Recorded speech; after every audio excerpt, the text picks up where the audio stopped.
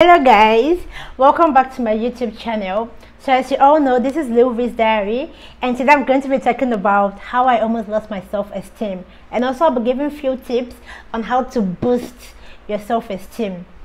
But just before we get into the main gist of today, please don't forget to click the like button and subscribe. Turn on the notification bell also if you haven't. Thank you.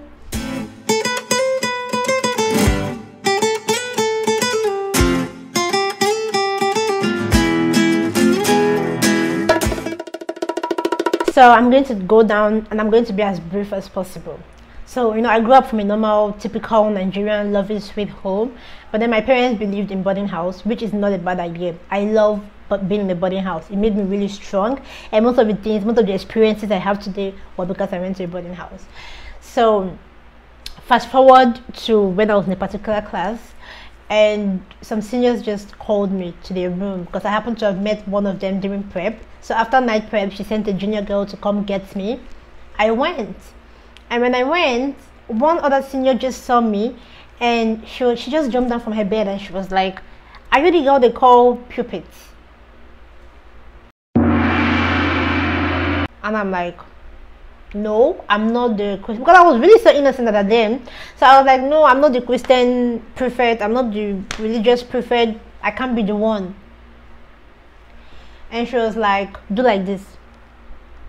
I did that. She was like, "Why is your lower lips longer than your upper lips?" I don't know, maybe you should ask God. I didn't say that. But then I was like, I don't know, but and then what she did was she pulled me by my lips. Who does that? That's so inhuman. She pulled me by my lips, and then she pulled me to the dorm, like in the middle of the dormitory. She pulled me there. Everybody started laughing.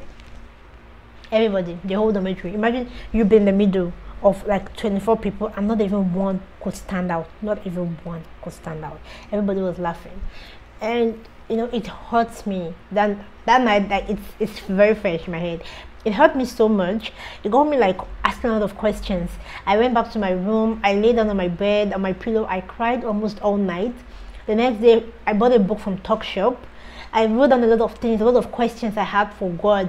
And I remember those times, sometimes when I go home for break or something, my mom takes us to church, and then we have to write this prayer request kind of thing down. And I'll write in the prayer request that, "Oh Lord God, please can you make my lips equal, or can you make it cute, or can you make it smaller, or something." Do you understand?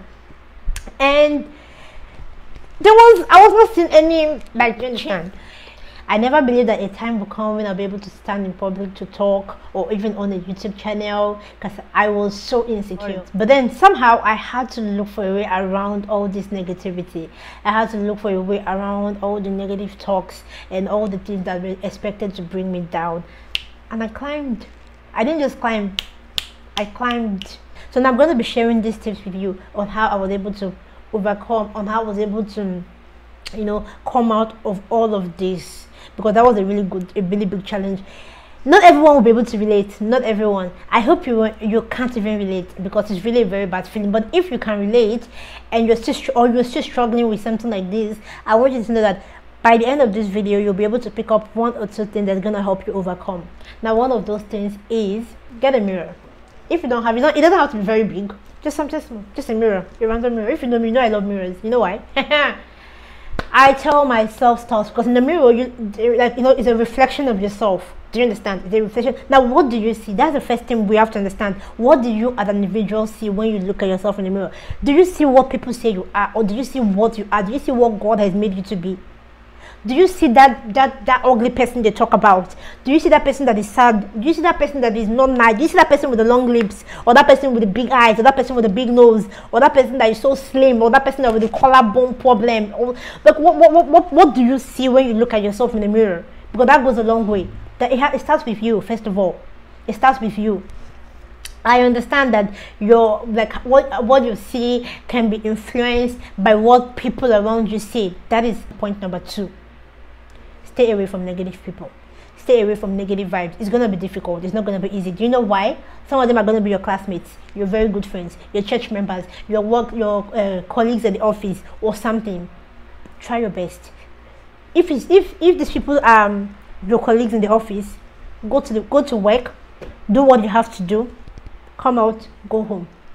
Don't pay attention, don't vibe around them. Back to my point number one, in that mirror, keep telling yourself stuff. Tell yourself those things you want to hear. Tell yourself those things that are going to help you, because you know, the more you keep saying them, the more you believe them, the more they become your reality. Say them into existence, say them till you see them. What do I mean? I'm not saying you to speak plenty stuff, no. Very short phrases. I am beautiful. Although you don't even have to say I, since you're with a mirror and that's a reflection of yourself.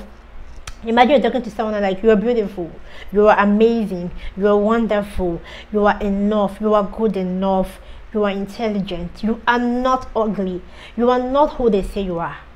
You are who God says you are. You are beautifully and wonderfully made. Keep telling yourself that. Do you understand? I have done it. It has worked for me. It's still working for me. Do you understand? It's still, because this world we live in a world that is full of negative people. So if you really want what people say to affect you, trust me, you're going to not come so far. Another thing is feed your brain. Stimulate your brain. How do you feed your brain? How do you stimulate your brain? By reading, by learning new stuff, be it new information, be it new stuff. Just decide, choose not to be ignorant, because I feel like sometimes ignorance is a decision. Doesn't mean, I feel like ignorance is a decision. Do you understand me? I feel, yeah, it's a decision, because if you want to know, you can know, but you just decided not to know.